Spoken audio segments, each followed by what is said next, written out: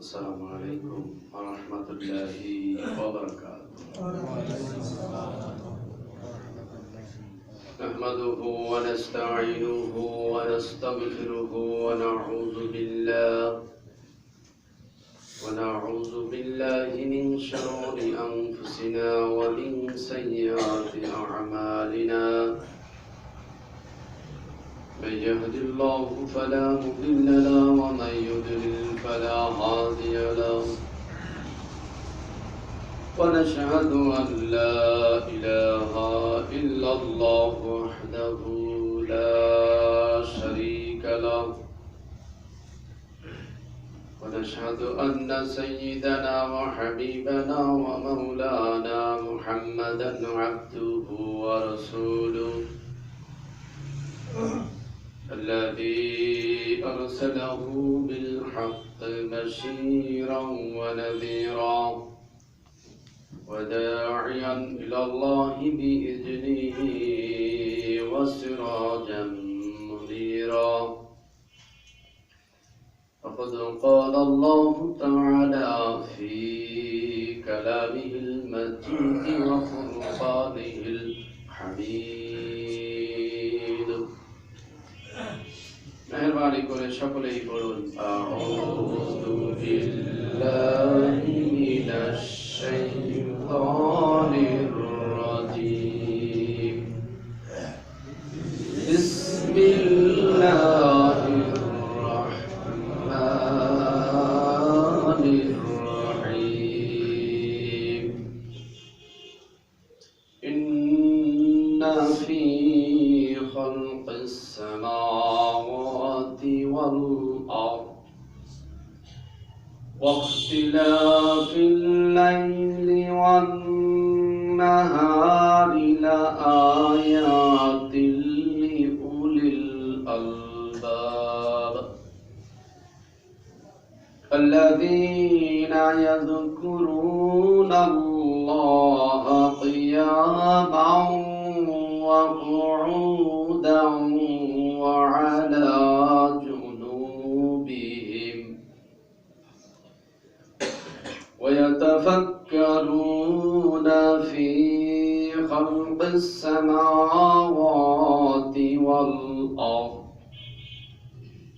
ربنا ما خلقت هذا باطلا سبحانك فقنا عذاب النار. صدق الله العظيم وصدق رسوله النبي الكريم ونحن على ذلك من الشاهدين والشاكرين الحمد لله رب العالمين. সম্মানিত মুসল্লিয়ানে কিরাম, পরম শ্রদ্ধেয় মুরব্বিয়ানে নিজাম, পর্দার অন্তরালে সম্মানিতা মায়েরা, বোনেরা ও মেয়েরা, সকলকে জানাই অন্তরের অন্তরস্থল থেকে আরো একবার সালাম। আসসালামু আলাইকুম ওয়া রাহমাতুল্লাহি ওয়া বারাকাতুহু। প্রথমেই মহান মালিকের দরবারে শুকরগুজার আদায় করে নিচ্ছি, যার একান্ত মেহেরবানিতে সময়মতো আমরা সালাতুল জুমুআ আদায়ের লক্ষ্যে মসজিদে এসেছি। যে মহান মালিক শত ব্যস্ততার মাঝেও আমাদেরকে কর্মমুক্ত করে মসজিদে আসার তৌফিক এনায়েত করেছেন, এজন্য তার দরবারে শুকরগুজার আদায় করছি আলহামদুলিল্লাহ। লক্ষ কোটি দরুদ ও সালাম বর্ষিত হোক প্রিয় নবী, প্রিয় নেতা, সর্বকালের সর্বযুগের সর্বশ্রেষ্ঠ মহামানব বিশ্বনবী মুহাম্মদুর রাসূলুল্লাহ সাল্লাল্লাহু আলাইহি সাল্লামের প্রতি। সকলেই বলছি সাল্লাল্লাহু আলাইহি ওয়াসাল্লাম। দোয়া মাগফিরাত কামনা করছি সেই সমস্ত মুর্দেগানদের জন্য যারা ঈমানের সাথে বিদায় নিয়ে গেছেন। আল্লাহ তাদের পরকালীন জীবন সুন্দর করে দিন, আমরা সকলেই বলছি আমিন। আর যারা জীবিত থেকে আল্লাহর হুকুম পালন করে যাচ্ছেন, আল্লাহর বিধান বাস্তবায়নের জন্য প্রাণান্তকর প্রচেষ্টা চালিয়ে যাচ্ছেন, তাদের জন্য দোয়া করছি।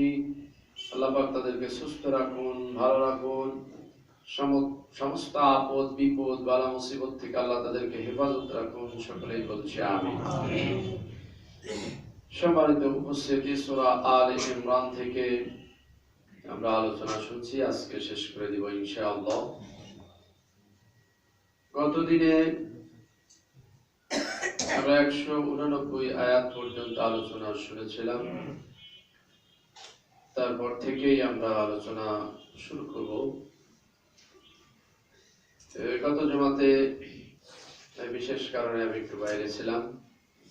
বিশিষ্ট আলেমে দ্বীন ডক্টর মাওলানা কাউসার হুসাইন তিনি এসেছিলেন আপনাদের সামনে। তিনি কোরআন এবং সুন্নাহ থেকে আলোচনা রেখেছেন। আশা করি আপনারা কিছুটা হলেও উপকৃত হয়েছেন। মাঝে মাঝে একটু নতুন আলোচনা আসারও দরকার। শুধু যদি আমার আলোচনায় শুনতে থাকেন একঘেয়েমি হয়ে যায়। মাঝে মাঝে কিছু নতুন মুখ আসলে আপনাদেরও ভালো লাগবে, কিছু নতুন কথাও শোনা যাবে। আল্লাহ আপনাদের হেফাজত করুন। পাশাপাশি যারা এসে আপনাদেরকে আলোচনা শোনান, আল্লাহ তাদেরকে হেফাজত করুন। আমরা সকলেই বলছি আমিন। সম্মানিত উপস্থিতি, ভূমিকায় আর বেশি কথা নয়, সরাসরি আলোচনায় যেতে চাচ্ছি, যেহেতু আমাদের সময় সীমিত। আসুন বিতাড়িত মরদুদ শয়তান থেকে আল্লাহ পাকের নিকট আরো একবার আশ্রয় কামনা করছি।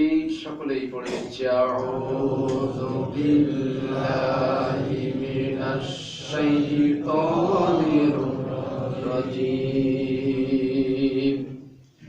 বিসমিল্লাহির রাহমানির রাহিম। বিতাড়িত মরদুদ শয়তান থেকে আল্লাহ পাকের নিকট আশ্রয় কামনা করছি। পরম করুণাময় দয়ালু আল্লাহ পাকের নামে শুরু করছি। ইন্না ফি খালকিস সামাওয়াতি ওয়াল আরদ, নিশ্চয় আকাশ এবং পৃথিবীর সৃষ্টিতে, ওয়াখতিলাফিল লাইলি ওয়ান নাহার, রাত এবং দিনের পরিবর্তনে, লায়াতিল লিউলিল আলবাব, জ্ঞানী ব্যক্তিদের জন্য তাওহীদের নিদর্শন রয়েছে।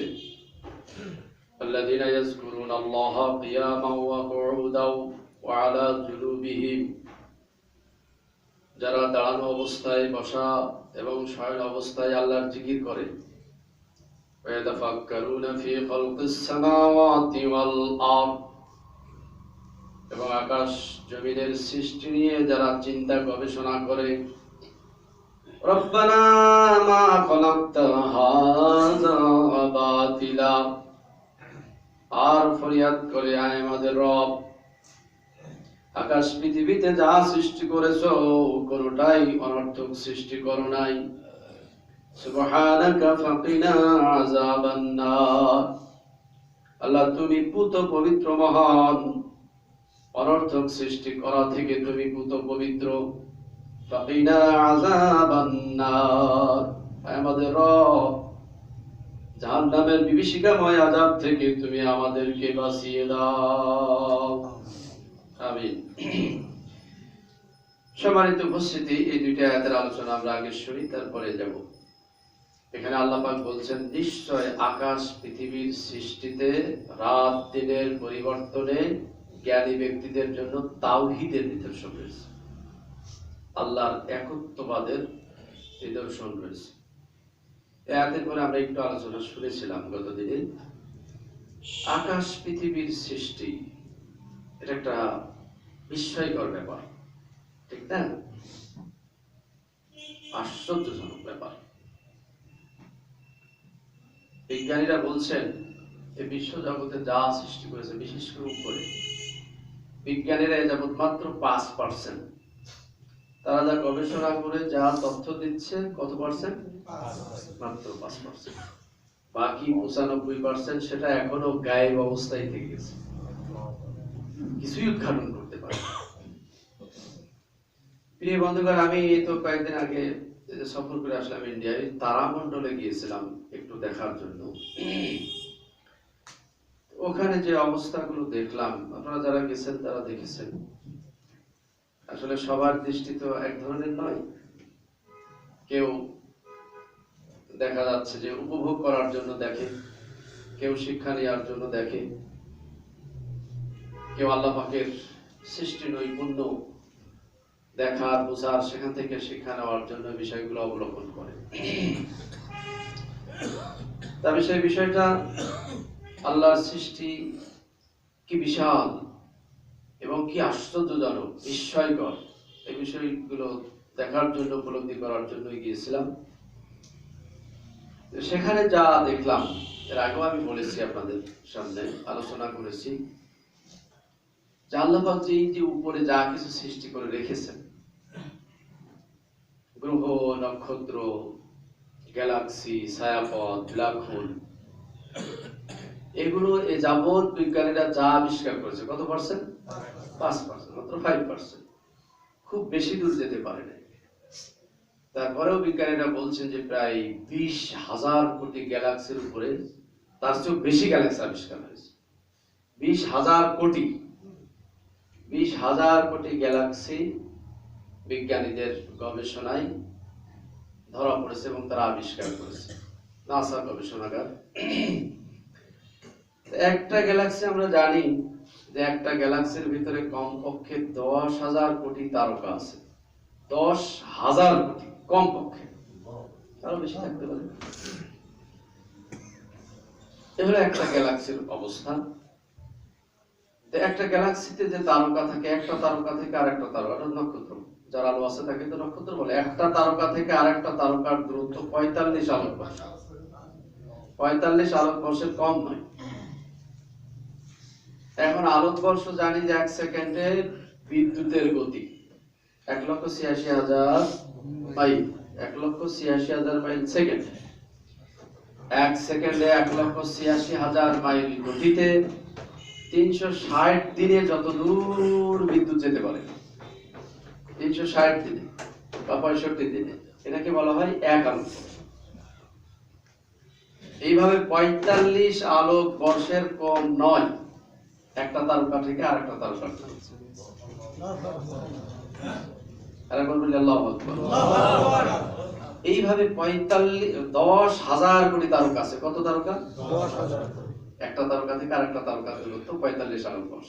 এখন একটু হিসাব করে মিলিয়ে দেন, জায়গাটা কত বিশাল হতে পারে, কত বিশাল হতে পারে। এইভাবে গ্যালাক্সি আবিষ্কার হয়েছে 20,000 কোটিরও বেশি। 20,000 কোটিরও বেশি গ্যালাক্সি আবিষ্কার হয়েছে। এখন একটা গ্যালাক্সি থেকে আরেকটা গ্যালাক্সি, ধরেন ঈশ্বরদী থেকে, অর্থাৎ পাবনা থেকে নাটক, এই দুটা গ্যালাক্সি ধরি আপনি, এটা একটা গ্যালাক্সি, ওটা একটা গ্যালাক্সি। এই পাবনা থেকে নাটোরের দূরত্ব কত? বিজ্ঞানীরা বলছেন যে কমপক্ষে 5 কোটি আলোকবর্ষ, না 5 লক্ষ আলোকবর্ষ, কমপক্ষে 5 লক্ষ আলোকবর্ষ। একটা গ্যালাক্সি থেকে আরেকটা গ্যালাক্সির দূরত্ব কি বিশাল ফারাক, একটা থেকে আরেকটা দূরত্ব কত বিশাল। এইভাবে 20,000 কোটি গ্যালাক্সি আবিষ্কার হয়েছে বিজ্ঞানীরা এ যাবৎ পর্যন্ত। আরো চলছে তাদের গবেষণা, আরো চলছে।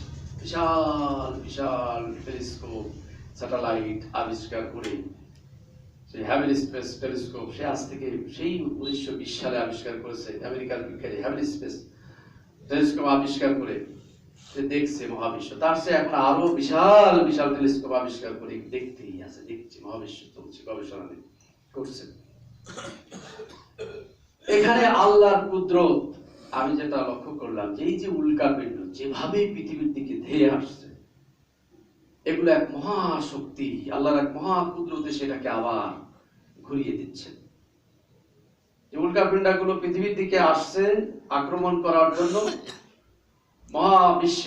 মহাবিশ্বয় আল্লাহ পাক এমন একটা কুদরতের মাধ্যমে সেটাকে আবার সরিয়ে অন্যদিকে নিয়ে যাচ্ছে।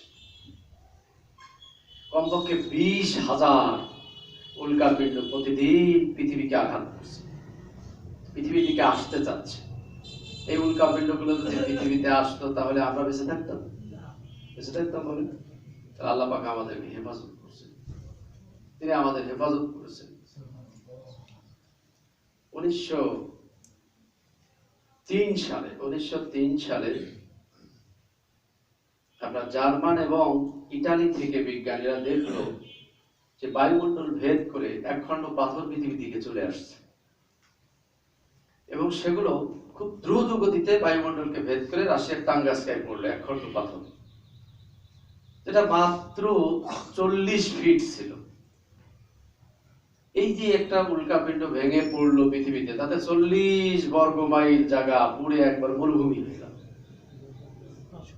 যে উল্কাপিণ্ড গুলো পৃথিবীর দিকে আসছে, এইগুলো যদি প্রতিনিয়ত আসতে থাকে আর আল্লাহ পাকের অসীম কুদরতে এগুলো যদি তিনি হেফাজত না করেন, তাহলে আমাদের লারে লাপ্পা সব শেষ হয়ে যাবে না?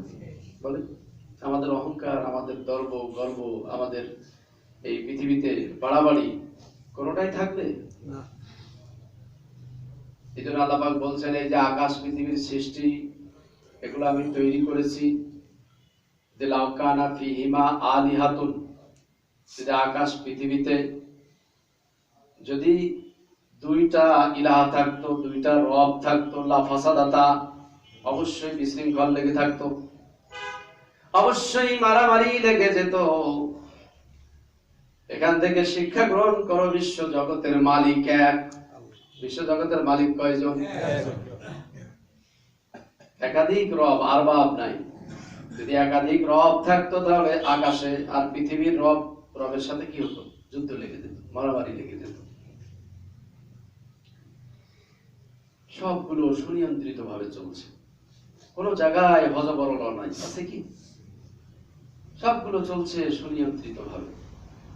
এজন্য আল্লাহ পাক বলছেন, একটু চিন্তা করো, ইন্না ফি খালকিস সামাওয়াতি ওয়াল আরদ, আকাশ পৃথিবী এই যে সৃষ্টি আমি সৃষ্টি করে রেখেছি, এগুলো নিয়ে একটু চিন্তা করো, একটু গবেষণা করো, একটু দিমাগ খাটাও, আকল খাটাও। তোমার রব যে এক, সব যে তোমার রবের আইন মেনে চলছে, এটা তুমি একটু উপলব্ধি করো। এই জন্য আল্লাহ পাক কি বললেন? লা আয়াতিল লিউলিল আলবাব, তোমাদের ভিতরে যারা জ্ঞানী মানুষ, তোমাদের ভিতরে যারা চক্ষুষ্মান, তাদের জন্য রয়েছে শিক্ষা। অর্থাৎ এক আল্লাহ তাওহীদ তারা খুঁজে পাবে, একত্ববাদ সম্পর্কে তারা সঠিক ধারণা পাবে। পৃথিবীর যেদিকে তাকাবে, আকাশের যেদিকেই তারা তাকাক না কেন, এক আল্লাহকেই খুঁজে পাবে। একাধিক রব তাদের সামনে ভেসে উঠবে না। এজন্য আল্লাহ চিন্তা করতে বলেছেন, একটু চিন্তা করো। পাহাড়ের দিকে তাকাও, চিন্তা করো। নদ নদীর দিকে তাকাও, চিন্তা করো। তারকারাজির দিকে তাকাও, চিন্তা করো।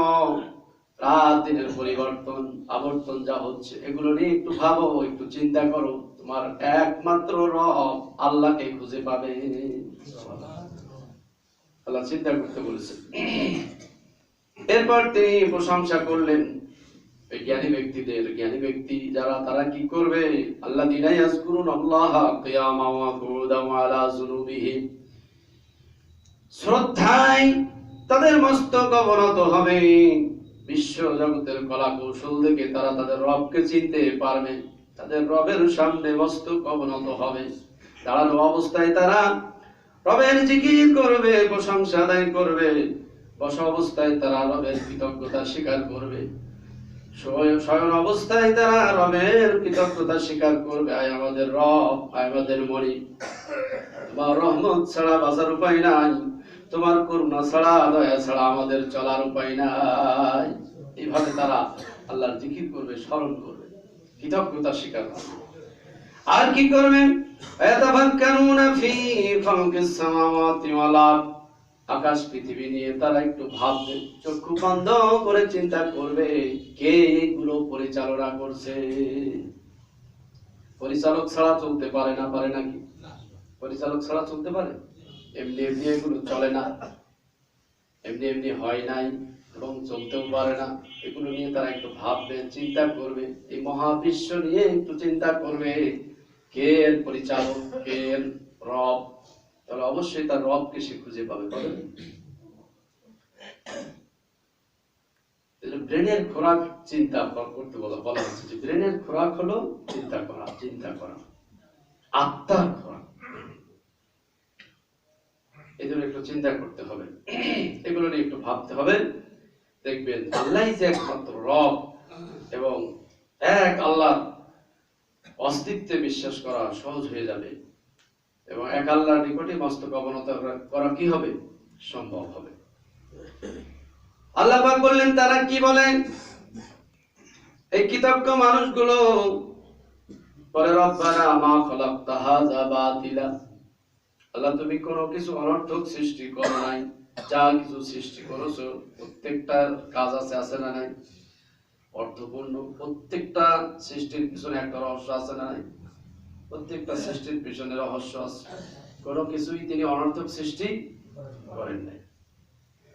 জমিন সৃষ্টি করেছেন, তার কাজ আছে না নাই? আসমান সৃষ্টি করেছেন, কাজ আছে। পাহাড় সৃষ্টি করেছেন, তার কাজ আছে। গাছ গাছালি আল্লাহ পাক, প্রাণী জগৎ, জীব জগৎ দিয়ে আল্লাহ সারা পৃথিবী সাজিয়েছেন। ওয়াবাসসা ফীহা মিন কুল্লি দাব্বা ওয়া তাসরিফির রিয়াহি ওয়াস সাহাবিল মুসাখখারি বাইনাস সামাই ওয়াল আরদ। আল্লাহ পাক বলেন তিনি দাব্বা দিয়ে, চতুষ্পদ জানোয়ার দিয়ে পৃথিবীকে সাজিয়েছেন। যেখানে জঙ্গল দেখো না কেন, সেখানেই দাব্বা আছে, চতুষ্পদ জানোয়ার আছে না নাই?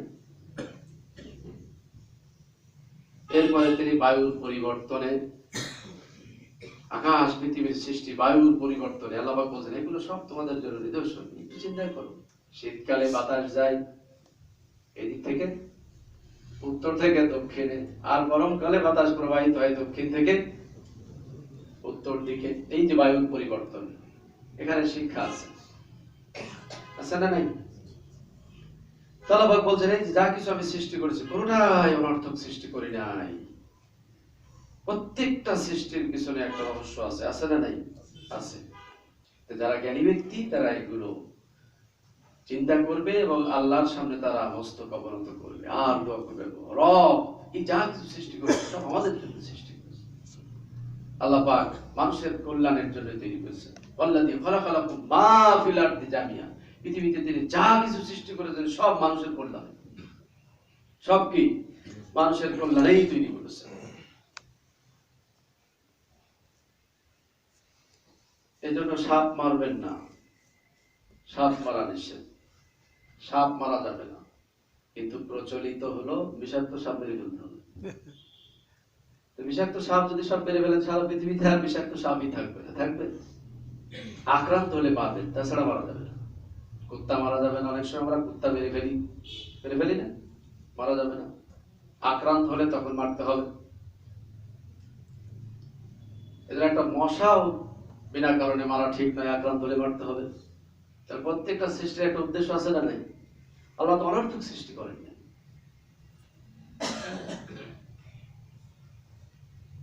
এই জন্য যারা দেখবেন চিন্তাশীল মানুষ, এগুলো নিয়ে তারা চিন্তা করবে এবং প্রত্যেকটা বিষয় থেকে তারা শিক্ষা নেবে। সূক্ষ্ম সৃষ্টি থেকেও আল্লাহ পাকের পরিচয়, তার একত্ববাদের পরিচয় এখানে লুকিয়ে আছে না নাই? তারা কি বলে? সুবহানাকা ফাকিনা আযাবান নার। আল্লাহ তুমি পুত পবিত্র, শিরক থেকে পুত পবিত্র। এখানে শিরক থেকে পুত পবিত্র বোঝানো হয়। এখানে বোঝানো হয়েছে যে আল্লাহ তুমি অনর্থক সৃষ্টি করা থেকে পুত পবিত্র, বাজে কাজ করা থেকে, বাজে সৃষ্টি করা থেকে তুমি কি পুত পবিত্র। তাহলে আল্লাহ পাক এখানে শিক্ষা দিতে চাচ্ছেন তিনি কোনো অনর্থক কাজ করেন না। অতএব মুমিনরা কোনো অনর্থক কাজ করবে না, কোনো অনর্থক কাজ করবে না, বাজে কাজ করবে না, বাজে সময় নষ্ট করবে না। তাদের সময়টাকে কাজে লাগাবে।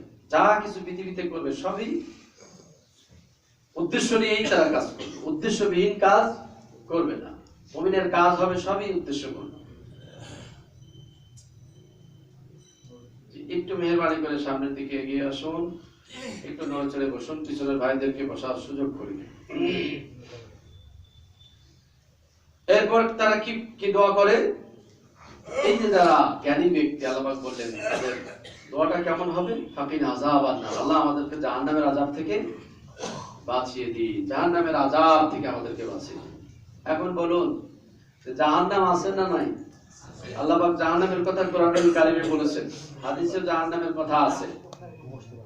অতএব বিশ্বাস করা ফরজ না নফল? ফরজ। জাহান্নাম যে আছে এটি বিশ্বাস করা ফরজ না নফল? ফরজ। তো জাহান্নামের শাস্তিটা আগুনের শাস্তি। আল্লাহ পাক বলেছেন সেখানে আগুনের শাস্তি, ঠান্ডার শাস্তি, পুজ রক্তের শাস্তি, জাকুম বৃক্ষের কথা কোরআনুল কারীমে বলা হয়েছে। এগুলো আল্লাহ পাক সব জানিয়ে দিয়েছেন কোরআনুল কারীমে।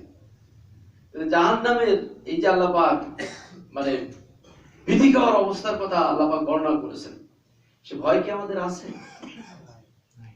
বিশ্বাস হয়নি এখনো ভালো বিশ্বাস হয়নি। আল্লাহ পাক এই যে হুমকি দিলেন, এই যে জাহান্নামে আগুনে জ্বালাবো, আগুনে পোড়াবো, জাক্কুম বৃক্ষ কেটে দিব, কুজ রক্তের ভিতরে তাদেরকে তারা দৌড়াদৌড়ি করবে এবং তাদের মাথার ঝুঁটি ধরে, এই মাথার ঝুঁটি ধরে পা একত্রিত বেঁধে জাহান্নামে ফেলা হবে।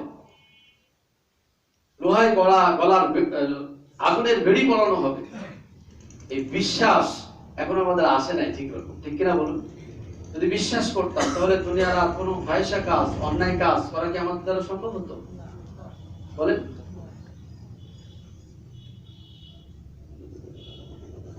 দেখেন, আমরা বিশ্বাস করি যে মানুষ হত্যা করলে যদি ধরা পড়ি তাহলে আমাকেও ফাঁসির কাস্টে ঝুলতে হবে, ঠিক কিনা বলুন? এই জন্য যারা বিবেকবান এবং স্বাভাবিক মানুষ, কমন সেন্স বিবর্জিত নয়, এরা কিন্তু কোনো মানুষকে হত্যা করে না। করে কি? একটা মানুষকে হত্যা করে কখন? তখন তার স্বাভাবিক সেন্স থাকে না। একটা স্বাভাবিক সুস্থ সেন্সওয়ালা মানুষ কোনো মানুষকে হত্যা করতে পারে না। বিকৃত মস্তিষ্কের অধিকারী যে, সেই মানুষকে হত্যা করে, ঠিক কিনা বলুন?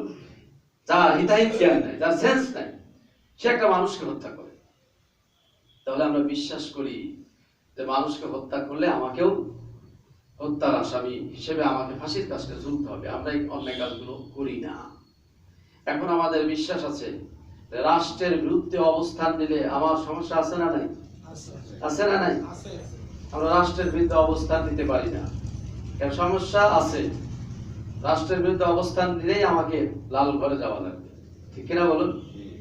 এই যে বিশ্বাস আছে আমার, যার কারণে এগুলো আমরা মেনে চলি, এগুলো এড়িয়ে চলি, বেঁচে থাকি, ঠিক কিনা বলুন? আচ্ছা, জাহান্নামের এই ভীতিকর অবস্থা আল্লাহ যা বর্ণনা করেছেন, যদি বিশ্বাস থাকতো তাহলে মানুষ কোনো অন্যায় কাজ করতো? বিশ্বাস নাই। আমাদের বিশ্বাস এখন আসেনি, ভাষা বিশ্বাস। এই বিশ্বাসটা ভাষা, যার কারণে আমরা সমান অন্যায় কাজ করে যাচ্ছি, ঠিক কিনা বলুন? আবার অন্যায়ের বৈধতাও দিয়ে দিচ্ছি, আমরা অন্যায়ের বৈধতাও দিয়ে দিচ্ছি।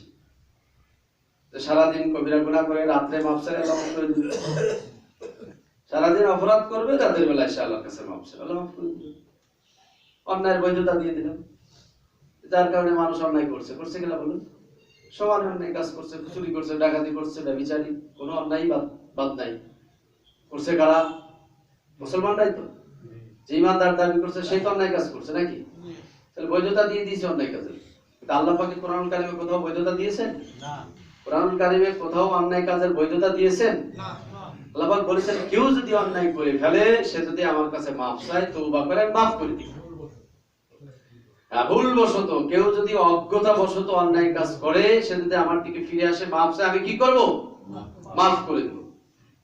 কিন্তু আল্লাহ পাক তো বৈধতা দেন না। ইন্নাল্লাহ ইয়া'মুরুকুম বিল আদলি ওয়াল ইহসান ওয়া ইতা'i যিল কুরবা ওয়া ইয়ানহা আনিল ফাহশাই ওয়াল মুনকারি ওয়াল বাগই।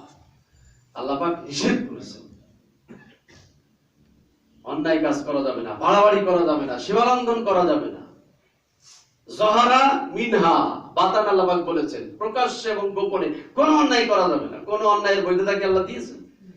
আমরা বৈধতা দিয়ে দিয়েছি। তাহলে জাহান্নামের ভয় যদি আমাদের থাকতো, জাহান্নামের ব্যাপারে ভয় করে বলি, যদি বিশ্বাস থাকতো যে জাহান্নাম আছে, জাহান্নামে এই ধরনের শাস্তিগুলো আল্লাহ রেখে দিয়েছেন, তাহলে পৃথিবী বিশেষ করে ইমানদারেরা, মুসলমানেরা কোনো অন্যায় করতে পারত? কারণ আমাদের বিশ্বাস এখনো আসে নাই, সৃষ্টি হয় নাই। ভাষা বিশ্বাস, হুজুরদের কাছে শুনেছি, মা বাবার কাছে শুনেছি, ভাষা বিশ্বাস। জাহান্নাম থাকলেও থাকতে পারে, সেখানে এই ধরনের শাস্তির কথা হুজুররা বলে, এই ভাষা বিশ্বাস আছে, ঠিক কিনা বলুন?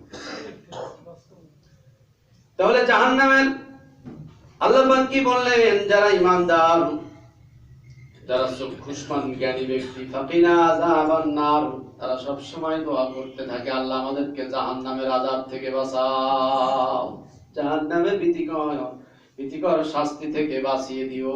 এটা ঈমানদারদের প্রার্থনা হবে, ঠিক কিনা বলুন? ঈমানদাররা সবসময় প্রার্থনা করবে, আল্লাহ আমাকে জাহান্নাম থেকে বাঁচাও। তাহলে আল্লাহ দোয়া শিখাচ্ছেন, দোয়ার দরকার আছে না নাই? দোয়া করতে হবে। এখন দোয়া নিয়েও মারামারি। এক শ্রেণীর লোক বলতে দোয়াই করা যাবে না, ঠিক না? আর এক শ্রেণীর লোক বলছে না, দোয়া করা ফরজ, দোয়া করতে হবে।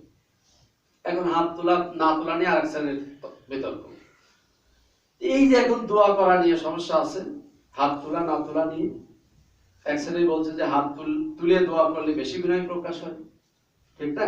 একজনের কাছে যদি আপনি করজোড়ে হাত তোলেন তাহলে বিনয় প্রকাশটা কি হয়? বেশি হয়। যার কারণে হাত তুলে দোয়া করাটাই বেস্ট। আবার কেউ বলছে এটা বেদাত। এটা কি বেদাত? হাত তুলে দোয়াই করছে বেদাত। এবং বেদাত জাহান্নামে পাঠিয়ে দিচ্ছে। হাত তুলে দোয়া যে করবে জাহান্নামে, ঠিক কিনা বলুন? কেন বলছে যে কুল্লু বিদাতিন দলালা, কুল্লু বিদাতিন দলালা, সব নতুন আবিষ্কৃত জিনিস হলো পথভ্রষ্টতা। আর কুল্লু দলালাতিন ফিন্নার, আর প্রত্যেকটা পথভ্রষ্টতা অর্থাৎ নতুন আবিষ্কৃত জিনিস নিয়ে যাবে কোথায়? যার কারণে তারা বলে ফেলছে যে হাত তুলে যদি কেউ দোয়া করে বেদাত হবে, আর বেদাত করলে যাবে কোথায়? কিন্তু আমরা কোরআনুল কারীম থেকে জানি যে শুধুমাত্র মৌলিক ত্রুটি কবিরা গুনার জন্য মানুষ জাহান্নামে যাবে। কোন গুনার জন্য? কবিরা গুনার জন্য জাহান্নামে যাবে। কোন ছোটখাটো অপরাধের জন্য কেউ জাহান্নামে যাবে না। আল্লাহ পাক পরিষ্কার করে ফতোয়া দিয়েছেন, ইন তাস্তানিবু কাবাইরা মা তুনহাউনা আনহু নুকাফির আনকুম সাইয়্যাতিকুম নুদখিলুকুম মুদখালান কারীমা। তোমরা যদি বড় বড় গুনাহ থেকে বেঁচে থাকো, ছোট ছোট অপরাধ ক্ষমা করে দিব। সুবহানাল্লাহ বলবেন? বড় অপরাধ থেকে যদি বেঁচে থাকো, ছোট অপরাধ ক্ষমা। শুধু তাই নয়, আমি আল্লাহ তোমাদেরকে সসম্মানে সম্মানজনক জান্নাতে পৌঁছে দিব। সুবহানাল্লাহ। তাহলে বড় অপরাধের জন্য মানুষ কোথায় যাবে? জাহান্নামে যাবে। ছোট অপরাধের জন্য জাহান্নামে যাবে না। এই যে ধৃষ্টতা দেখাচ্ছে, সামান্য একটা ছোট বিষয়কে কেন্দ্র করে জাহান্নামে পাঠিয়ে দিচ্ছে মানুষ, এই ফতোয়া দেওয়ার ইখতিয়ার কারো আছে? আল্লাহই তো ফতোয়া দিয়ে দিয়েছেন, বড় অপরাধের জন্য জাহান্নামে, ছোট অপরাধের জন্য কেউ জাহান্নামে যাবে না, আমি মাফ করে দিব। আমার আপনার ইখতিয়ার আছে ছোট অপরাধের জন্য মানুষকে জাহান্নামে পাঠিয়ে দেওয়া? না। তাহলে যারা চক্ষুষ্মান তারা সব সময় আল্লাহর কাছে দোয়া করবে, ফরিয়াদ করবে সালাত শেষে, রাতের গভীরে, তাহাজ্জুদের শেষে চোখের পানি ছেড়ে দিয়ে আল্লাহর কাছে ফরিয়াদ করবে, আল্লাহ এই জাহান্নামের বিভীষিকাময় আযাব থেকে আমাদেরকে বাঁচিয়ে দাও। দোয়া করব তো? দোয়া করব ইনশাআল্লাহ। সালাতুত তাহাজ্জুদ পড়তে হবে। যদিও এটি নফল, যদি এটি ফরজ নয়, মৌলিক কাজ নয়, না পড়লে কোনো গুনাহ হবে না। হবে নাকি? কোনো গুনাহ হবে না। কিন্তু তাহাজ্জুদের ব্যাপারে আল্লাহ পাক বিভিন্ন সূরাতে, বেশ কয়েকটি সূরাতে তাহাজ্জুদ সালাতের কথা বলেছেন, এবং যারা তাহাজ্জুদ গুজারি তাদের আল্লাহ পাক বিনিময়ের কথা, প্রতিদানের কথা কোরআনুল কারীমে বলেছেন। এমন প্রতিদান তাদের দেওয়া হবে যা কোনো চোখ দেখে নাই, যা কোনো মস্তিষ্ক চিন্তা করে নাই। সুবহানাল্লাহ। সালাতুত তাহাজ্জুদ পড়তে হবে। কেন পড়বেন? শুধু কোরআন রিভিশন দেওয়ার জন্য। যদি বলুন ঠিক কিনা? আপনি রাতের বেলা দাঁড়িয়ে দাঁড়িয়ে সালাতুত তাহাজ্জুদে আপনি কোরআন তেলাওয়াত করবেন, যা মুখস্থ আছে কোরআন তেলাওয়াত করবেন, আর আল্লাহ পাকের বিধানগুলো স্মরণে রাখবেন, মনে রাখবেন, সেগুলো বাস্তবে আমল করবেন। ঠিক কিনা বলুন? আল্লাহর সাথে যোগাযোগ তো আপনার হবেই, কিন্তু সালাতুত তাহাজ্জুদের মূল উদ্দেশ্য হচ্ছে কোরআন তেলাওয়াত করা। মূল উদ্দেশ্য কি? আল্লাহ রাসূল তাহাজ্জুদে দাঁড়িয়ে যেতেন, তাহাজ্জুদে দাঁড়িয়ে তিনি কোরআনুল কারীম তেলাওয়াত করতেন। বাকারা, ইমরান, নিসা, এক এক রাকাতে দীর্ঘ রাকাত হতো। এই দুইটা তিনটা সূরা তেলাওয়াত করে তিনি রুকুতে যেতেন। সাহাবীরা পিছনে দাঁড়িয়ে যেতেন, মনে করতেন হয়তো রাত পার হয়ে যাচ্ছে। এত দীর্ঘ কিরাত আল্লাহ রাসূল করতেন। কারণ রিভিশন, কোরআন রিভিশন দেওয়ার সবচেয়ে উত্তম স্থান হলো সালাতুত তাহাজ্জুদ। তাহাজ্জুদ পড়ে পড়ে কোরআনুল কারীম রিভিশন দিতে হবে। তাহলে কোরআন রিভিশন দেওয়ার অর্থ কি? যে কোরআনুল কারীমের বিধানগুলো, আল্লাহ কি দিয়েছেন বিধানগুলো জানা, স্মরণে রাখা, সেগুলো প্র্যাকটিক্যাল ময়দানে কি করা? আমল করা। এই আজকে এখনই পড়ে আসলাম, আয়েশা রাদিয়াল্লাহু তাআলা আনহা বলেছেন যে আল্লাহ রাসূল রাতের বেলা একদা আমার লেপের ভিতরে তিনি ঢুকলেন, শুয়ে থাকলেন। কিছুক্ষণ পরে বললেন, আয়েশা তুমি যদি অনুমতি দাও তাহলে আমি আমার রবের জন্য একটু ইবাদত করব। আয়েশা রাদিয়াল্লাহু তাআলা আনহা বললেন, আল্লাহর নবী উঠে পড়লেন, এরপরে তিনি উত্তম রূপে ওযু করলেন, সালাতে দাঁড়িয়ে গেলেন। এত কাঁদলেন, দাঁড়িয়ে কিয়াম অবস্থায় কাঁদতে কাঁদতে তার দাড়ি মুবারক ভিজে গেল, তার বক্ষ ভিজে গেল। এরপরে তিনি রুকুতে গেলেন, রুকুতে দীর্ঘক্ষণ রুকুতে তিনি কাঁদলেন, ভীষণ কান্না, বুক ফাটা কান্না, এই জন্য আল্লাহ রাসূল ভেঙে পড়ছে। এরপরে রুকু থেকে উঠে আবার সোজা কাঁদলেন, সেজদাতে গেলেন, সেজদাতে তিনি নয়ন ভরে কাঁদলেন, দুই সেজদার মাঝখানে কাঁদলেন। কাঁদতে কাঁদতে ফজরের আজান, প্রায় আজানের সময় হয়ে গেল। ইতিমধ্যেই বিলাল রাদিয়াল্লাহু তাআলা আনহু এসে দেখলেন আল্লাহর নবী সেজদায় তখন কান্নাকাটি করছেন। বিলাল বলেন, ইয়া রাসূলুল্লাহ, ইয়া হাবিবাল্লাহ, কেন আপনি এত কাঁদছেন? আপনার আগের গুনাহ পরের গুনাহ তো আল্লাহ মাফ করে দিয়েছেন, কেন আপনি এত কাঁদছেন? তখন আল্লাহর নবী বললেন, এই যে সূরা ইমরানের আয়াতগুলো আল্লাহ আমাকে দান করেছেন, এই আয়াতগুলো আজকে রাত্রে আমাকে দান করা হয়েছে। আল্লাহর নবী বললেন, আল্লাহ পাক জানিয়ে দিলেন, ও ইমানদারেরা দোয়া করতে থাকো, রব্বানা মা খালাকতা হাযা বাতিলা, আল্লাহ তুমি কোনো কিছু অনর্থক সৃষ্টি করো নাই, তুমি পূত পবিত্র মহান, জাহান্নামের আযাব থেকে তুমি আমাদেরকে বাঁচিয়ে দাও। এই জন্য আমি কাঁদি, আমি কি আল্লাহর শুকরগুজার বান্দা হব না? আমি কি আল্লাহর কৃতজ্ঞ বান্দা হব না, যার কারণে আমি বেশি বেশি কাঁদি? আল্লাহর নবী তিনি কেঁদেছেন কৃতজ্ঞতা স্বরূপ। কৃতজ্ঞতা স্বরূপ কি করেছেন? কেঁদেছেন। তাহলে আমাদেরও কাঁদার দরকার আছে না নাই? কাঁদতে হবে। এই জন্য আর কাঁদলে তো আপনার শরীরও ভালো থাকবে, মনও ভালো থাকবে, মস্তিষ্ক ভালো থাকবে। বিজ্ঞানীরা বলছেন যত চোখ দিয়ে আল্লাহর ভয়ে কাঁদবেন, হার্ট ভালো থাকবে। কাঁদতে হবে, হার্ট ভালো থাকবে। যারা সালাতে বেশি বেশি কাঁদে তাদের হার্ট ভালো থাকে, হার্ট নষ্ট হয়। জাহান্নাম, যে কথা বলছিলাম, যে জাহান্নামের ভয় যদি আমাদের থাকে অন্তরে, তাহলে কান্না তো এমনি আসবে চোখে, ঠিক না? মরলেই তো শুরু, মরার পরেই তো শুরু হয়ে যাবে। এখন আমার ভালো মৃত্যু হচ্ছে না খারাপ মৃত্যু? যদি খারাপ মৃত্যু হয় জাহান্নামের আযাব শুরু হয়ে যাবে, ঠিক কিনা বলুন? আর যদি ভালো মৃত্যু হয় তাহলে জান্নাতের সুখ নিয়ামত আমি ভোগ করতে পারবো। এই বিশ্বাস, এই ভয় যাদের আছে তারা দুনিয়াতে কখনো অন্যায় কাজ করতে পারে না। পারে নাকি?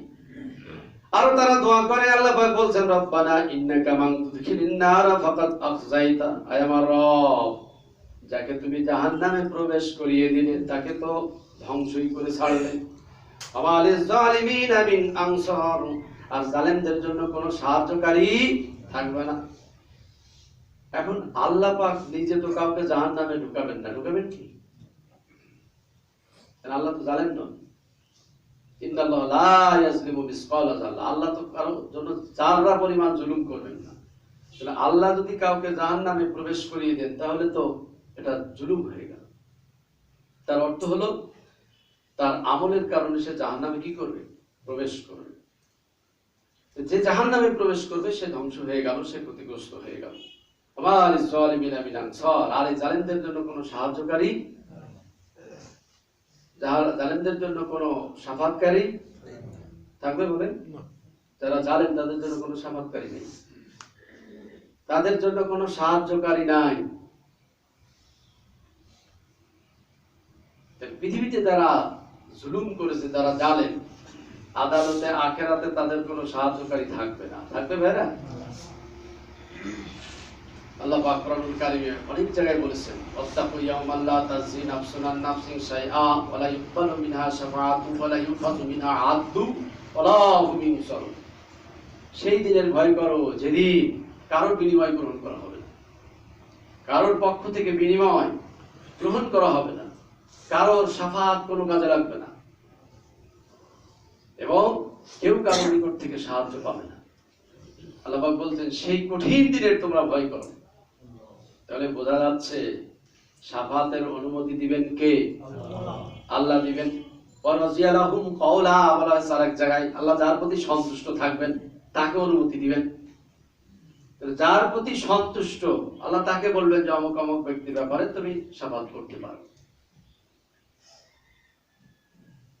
এখন এই শাফাত কোন কবিরা গুনার জন্য হবে কি? শাফাত কোন কবিরা গুনার জন্য হবে না। আল্লাহ রাসূল ফাতেমাকে বলে দিয়েছিলেন, ফাতেমা তুমি আমার কাছে এখন পৃথিবীতে সম্পদ লাগলে সম্পদ দিতে পারো, কিন্তু পরকালে আমি তোমার কোনো উপকার করতে পারবো না যদি তোমার আমল নামায় যদি কবিরা গুনাহ থাকে। তুমি যদি মৌলিক ত্রুটি করে থাকো তাহলে পরকালে আমি কোনো উপকার তোমার করতে পারবো না। তাহলে বোঝা যাচ্ছে যে পরকালে শাফাত কবিরা গুনার জন্য কি শাফাত হবে না। আমরা তো শাফাতের জন্য বসে আছি না নাই? শাফাতের জন্য বসে আছি। গতকাল এই দেওয়ানবাগীর একজন খলিফা, দেখবেন একটা আমার কাছে আছে, আমি দেখাতে পারবো। এই খলিফা উচ্চ স্বরে বলছে সর্বকালের সর্বযুগের সর্বশ্রেষ্ঠ শাফাতকারী হলো দেওয়ানবাগী। সকল যুগের সকল ওলি এবং নবী রাসূলদের চেয়ে মর্যাদা সম্পন্ন দেওয়ানবাগী। একবার স্পষ্ট ভাবে বলা,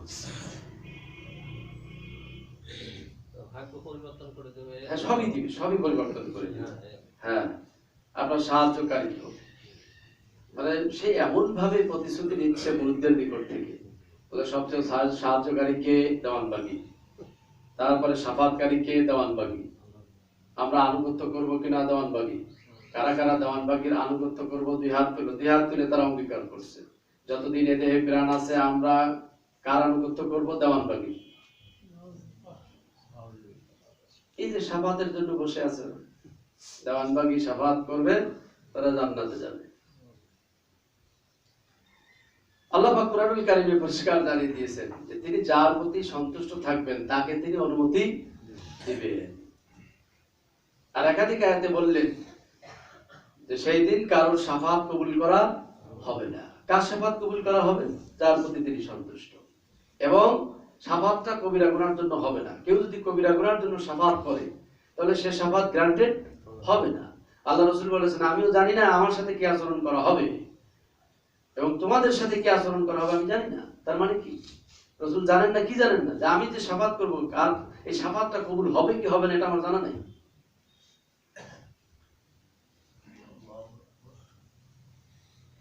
এই জন্য কোরআন না জানলে এই সমস্যা হবে। এই সমস্যা সমাজে সৃষ্টি হয়েছে শুধুমাত্র কোরআন না জানার কারণে। ঠিক কিনা বলুন? রব্বানা ইন্নানা সামি'না মুনাদিয়ান ইউনাদি লিল ঈমানি আন আমিনু বিরাব্বিকুম ফাআমান্না। আর এই জ্ঞানী ব্যক্তিরা তারা দোয়া করবে, আয় আমার রব, আমরা এমন একজন আহ্বানকারীর আহ্বান শুনেছি যিনি ঈমানের দিকে মানুষকে আহ্বান করে ডাকে, আন আমিনু বিরাব্বিকুম, যে তোমরা তোমাদের রবের প্রতি ঈমান আনো, বিশ্বাস করো, ফাআমান্না, আমরা ঈমান আনলাম। আল্লাহ পাক বলছেন যারা জ্ঞানী ব্যক্তি, যারা চক্ষুষ্মান ব্যক্তি, তারা আল্লাহর প্রতি ঈমান আনবে, আল্লাহর প্রতি বিশ্বাস করবে। জ্ঞানী ব্যক্তিরা অবশ্যই আল্লাহর প্রতি তারা কি করে? ঈমান আনে, বিশ্বাস করে।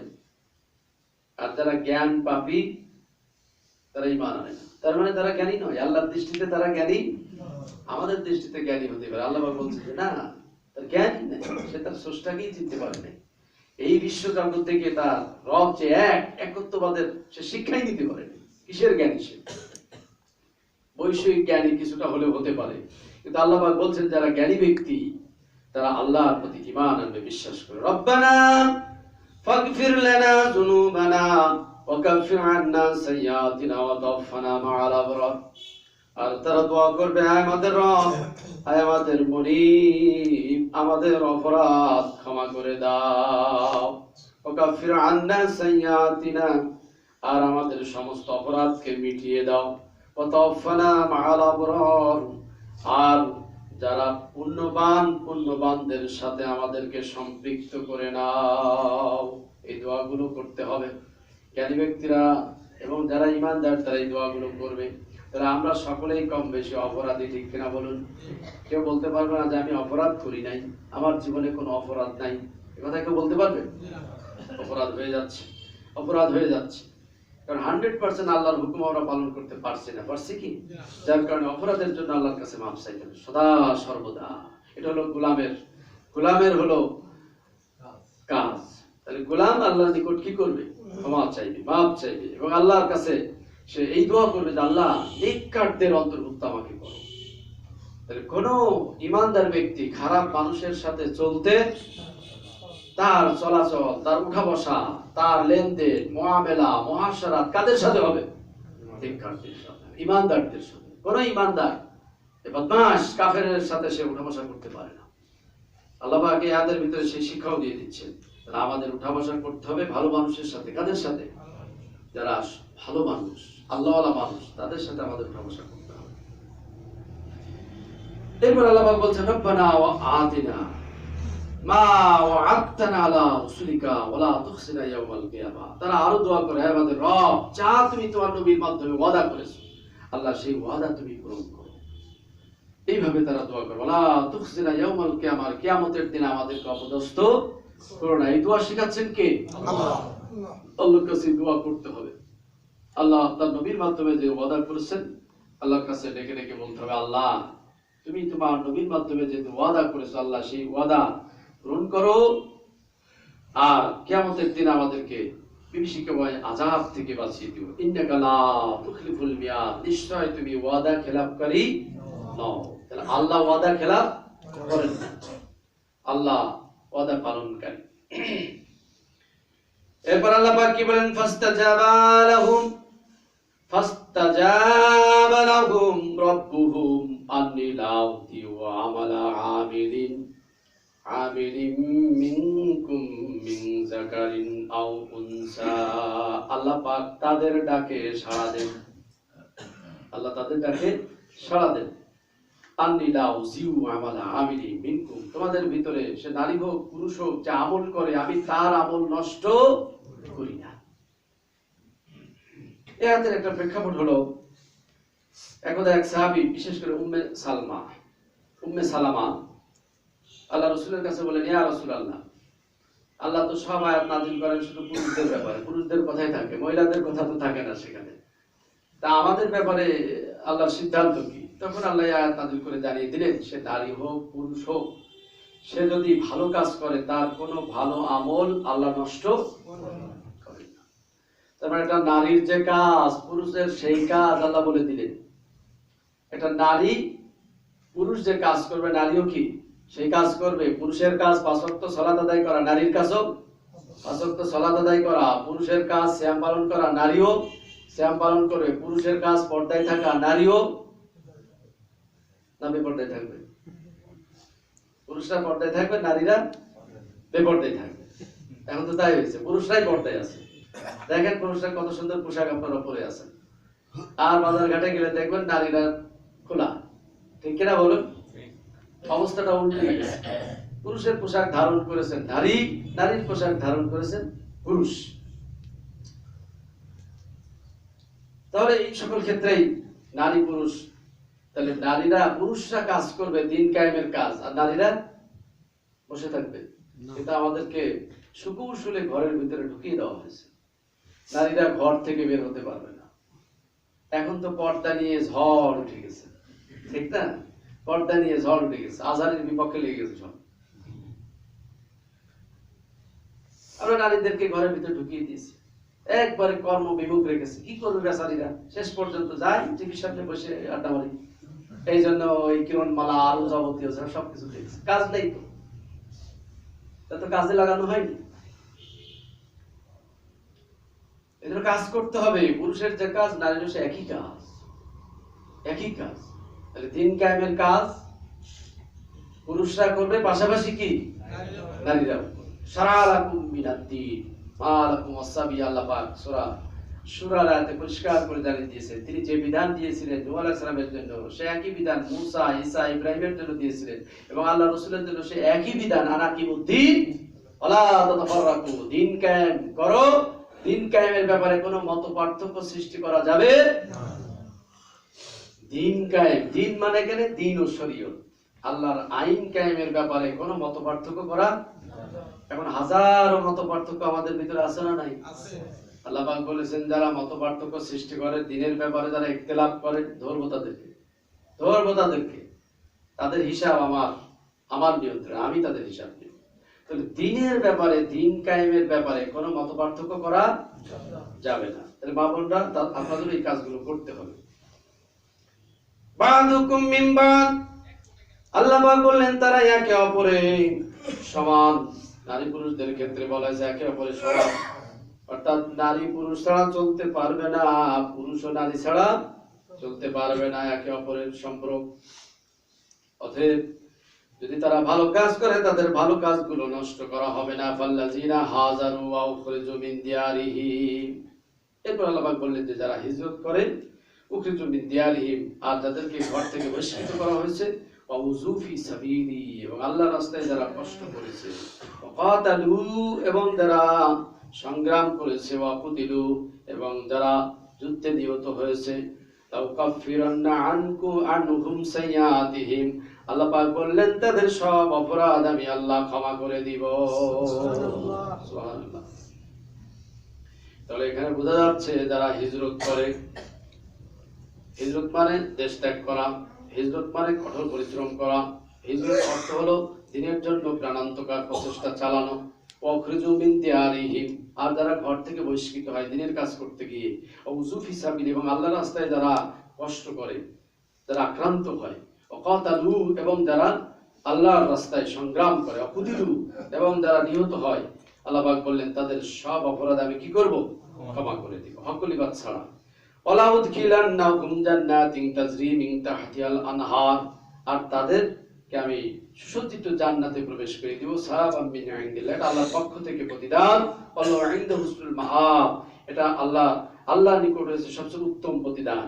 এরপর আল্লাহ পাক বললেন, ও ঈমানদারেরা শোনো, লা ইউগাররান্নাকা তাকাল্লুবাল লাযিনা কাফারু ফিল বিলাদ। এবার ঈমানদারদেরকে আল্লাহ সান্ত্বনা দিচ্ছেন যে দেখো কাফের মুশরিকরা পৃথিবীতে তারা অবাধে চলাফেরা করে, তারা বিলাসবহুল জীবনযাপন করে, ভালো গাড়িতে চড়ে, অনেক সুখ শান শৌকতে তারা দিন কাটায়, এদিকে তোমরা ঘাবড়িয়ে যেও না, মন খারাপ করো না। মাতাউন কলিলুন, এটা খুবই অল্প সময়ের জন্য, এই ভোগটা কি খুবই অল্প সময়ের জন্য। প্রিয় বন্ধুগণ, তাহলে বোঝা যাচ্ছে আল্লাহ পাক জানিয়ে দিলেন দুনিয়ার জীবনটা খুবই খুবই অল্প সময়। এই অল্প সময়ে আমাদের ভালো কাজ, অনেক ভালো কাজ করতে হবে, সময়টা নষ্ট করা যাবে না। আর জিতুম বিল হায়াতিদ দুনিয়া মিনাল আখিরাহ, আল্লাহ পাক বললেন যে আখিরাতের তুলনায় কি দুনিয়ার জীবনেই তোমরা সন্তুষ্ট? ওয়াল আখিরাতু খায়রুল ওয়াবকা, আখিরাতের জীবন অতি উত্তম এবং স্থায়ী। আর দুনিয়ার জীবনটা, আর দুনিয়া ও মাতাউল গুরুর, প্রবঞ্চনার জায়গা, ধোঁকার জায়গা। এই দুনিয়ার ধোঁকায় পড়ে তুমি পরকাল নষ্ট করো না। সুম্মা মাওয়াহুম জাহান্নাম, আর আল্লাহ পাক বললেন এই যে কাফের যারা দুনিয়াতে ভোগ বিলাস করছে, যারা নারী মদ এবং বিলাসী জীবন যাপন করছে, ও নবী এবং ও ঈমানদারেরা তোমরা মন খারাপ করো না। যারা কষ্ট করছো, যারা দিনের জন্য, মানবতার জন্য, যারা ন্যায় প্রতিষ্ঠা করার জন্য, অন্যায় নির্মূল করার জন্য যারা প্রাণান্তকর প্রচেষ্টা চালিয়ে যাচ্ছ, মন খারাপ করো না, এদের পরিণতি হবে কি? জাহান্নাম। অবিসাল মিহাদ, আর কত না নিকৃষ্ট সে জায়গা। লাকিনিল্লাযিনা তাকাও, এরপর আল্লাহ পাক বললেন যে শোনো, যারা রবকে ভয় করে, যারা আল্লাহর ব্যাপারে সচেতন, লাহুম জান্নাতুন তাজরি মিন তাহতিহাল আনহার, আল্লাহ পাক তাদের জন্য সুসজ্জিত জান্নাত রেখেছেন। নুজুলাম মিন ইনদিল্লাহ, এটা আল্লাহর পক্ষ থেকে মহা প্রতিদান, এটা আপ্যায়ন। তাহলে অত্যাকু, পৃথিবীতে আল্লাহ পাক বললেন যে মুত্তাকি কারা? যারা ন্যায়ের বাস্তবায়ন করার জন্য কাজ করে, অন্যায় নির্মূলের জন্য যারা কাজ করে,